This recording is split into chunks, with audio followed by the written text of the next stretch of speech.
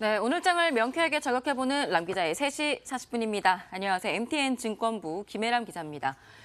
오늘 아침에 뉴스를 보니까 바이오주 투자자들이 기다리고 있었던 큰 뉴스가 터졌습니다.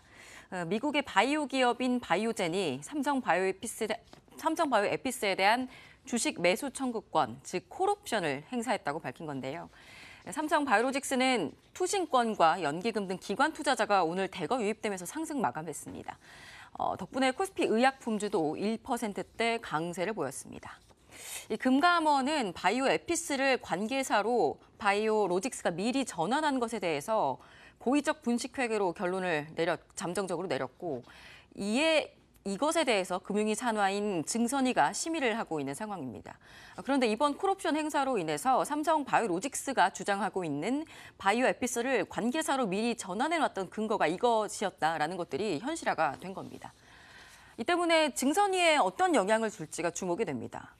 그런데 또 한편에서는 증선이가 지금 현재 심의하고 있는 범위가 금감원이 지적했던 2015년 회계 처리를 넘어서가지고 2012년도까지 더 멀리 보고 있기 때문에 이번 콜옵션 행사가 사실 별 영향이 없을 거다라는 전망도 나옵니다. 어찌됐든 증선이 결과에 따라서 지금 투자자들이 가장 관심을 가지는 상장 폐지 심의로까지 연결이 되는데요. 이 이야기 오늘 쭉 한번 정리를 해드리겠습니다. 2012년 삼성 바이오로직스는 바이오젠과 삼성 바이오에피스를 공동으로 설립했지만 지분을 당시에 삼성 바이오가 85% 대부분을 가지고 있었습니다. 바이오젠은 지분을 50% 마이너스 한 주까지 확보할 수 있는 이번에 행사한 콜옵션 권리를 갖게 됐습니다. 당시 바이오젠은 지분을 가지기보다는 개발 기술과 노하우를 제공을 했었습니다. 그러다가 바이오젠이 이번에 콜옵션을 행사하면서 삼성바이오는 바이오젠에 약 923만 주주를 양도하게 되고요. 또 바이오젠은 삼성바이오에 7,500억 원을 주게 됩니다. 삼성바이오의 지분은 50% 플러스 1주, 바이오젠의 지분은 50% 마이너스 1주가 됩니다. 이 계약은 약 3개월 후인 9월 28일 이전에 최종 완료가 될 예정입니다. 바이오젠이 근데 경영권을 완전히 가져가진 않습니다. 바이오젠은 2012년 계약 당시에 지분 52% 이상을 가져야 경영권을 갖는 것으로 합의를 했기 때문에 이제는 이사를 동수로 구성해서 경영에 함께 참여하게 됩니다. 삼성바이오를 문제 삼았던 금감원은 2015년 에피스 기업 가치를 종속회사에서 관계회사로 왜 미리 전환을 했느냐, 그러면서 왜 공정가액으로 평가한 이 과정에 있어서 고의적으로 분식회계를 했다, 이렇게 주장을 하고 있습니다. 삼성 바이오로직스는 당시 에피스가 바이오시밀러 2종의 국내 허가를 받았기 때문에 바이오젠이 콜옵션을 행사할 가능성이 높았다. 그래서 이에 대비해서 관계사로 미리 바꾼 것이기 때문에 문제가 없다, 이렇게 맞서오고 있습니다. 이번 콜옵션 행사 아무래도 삼성바이오의 주장에 대한 정당성 근거는 될 수 있겠죠. 증선이의 심의에 이번 콜옵션 행사 어떤 영향을 미치게 될까요? 이 증선이는 2015년 회계 외에 아까 말씀드렸듯이 2012년과 2014년 사이에 회계 처리도 검토가 필요하다고 봤습니다. 2012년부터 삼성바이오가 에피스에 대한 지배력을 잃었다라고 판단했을 수 있다는 겁니다. 이 때문에 증선이는 이 삼성바이오가 고의로 일부러 관계사로 전환한 것이 아니라 과실로, 실수로 전환한 것으로 보고 있는 것 아니냐라는 해석들이 시장에서는 나오는 겁니다. 이렇게 되면 금감원이 주장하고 있는 2015년 회계처리 변경 문제가 핵심이 아닐 수도 있기 때문에 이번 콜옵션 행사가 이것에 대해서 문제를 없애는 것이었기 때문에 증선이에 미치는 영향 사실상 없을 수도 있다는 해석들도 나옵니다. 증선이는 오는 7월 4일 4차 회의를 열어서 이 금감원의 수정 조치안을 논의합니다. 필요하다면 임시회의를 열고 7월 중순까지 결론을 낼 방침입니다.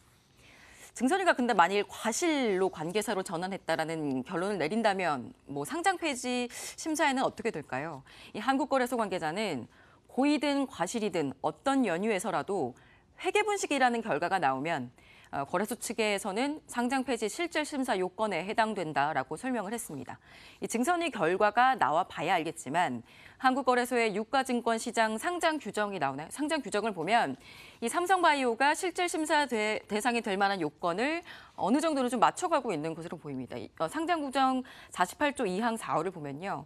국내 회계 기준을 중대하게 위반해서 재무제표를 작성한 사실이 확인되는 경우에 대해서는 이제는 실질 심사 대상에 들어가게 된다는 겁니다. 또 조금 더 구체적으로 살펴보겠습니다. 세칙으로까지 살펴보게 되면요.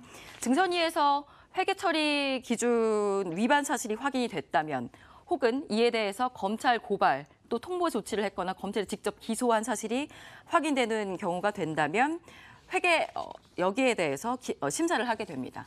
이 회계 처리가 위반이 내용을 보시면 알겠지만 고의든 과실이든 이런 것들이 따로 나와 있지 않습니다. 상관없이 문제가 된다는 겁니다. 실질 심사를 받는다고 그러면 다 상폐가 되느냐? 그렇지는 않습니다. 사상 최대 규모 분식 회계로 기록된 대우조선해양도 실질 심사 이후에 증권시장에 살아남았죠. 이 회사가 영업을 계속할 수 있느냐? 혹은 회계가 문제가 됐던 만큼 회계 처리를 투명하게 하는 데에서 어떤 경영의 투명성이 담보가 되느냐.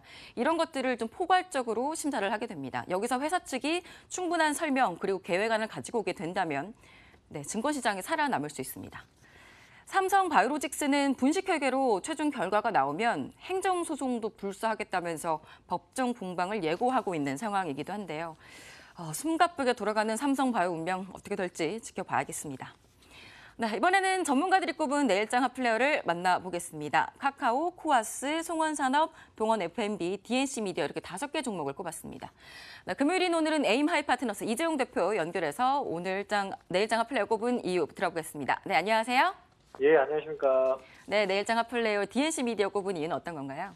예, DNC미디어는 웹소설, 웹툰을 기반으로 하는 사업 플랫폼을 가지고 이 웹툰 쪽의 시장에 확대를 좀 기대하고 있는 기업이라고 보시면 되겠습니다.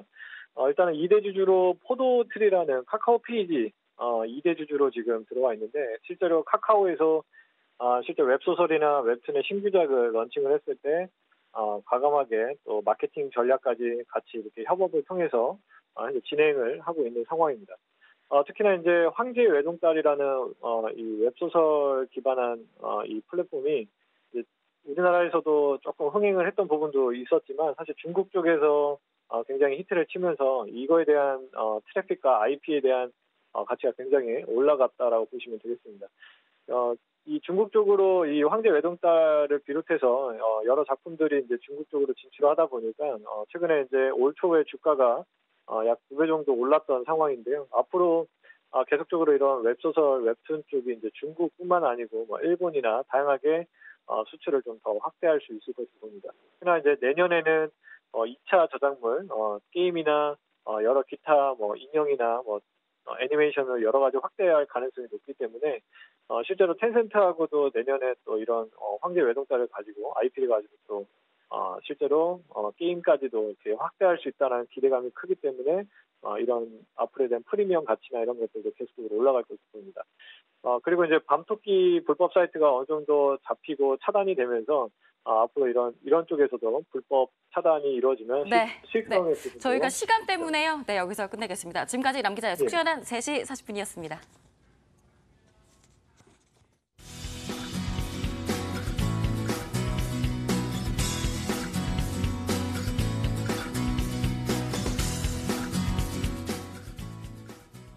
마감 전략 A+였습니다. 고맙습니다.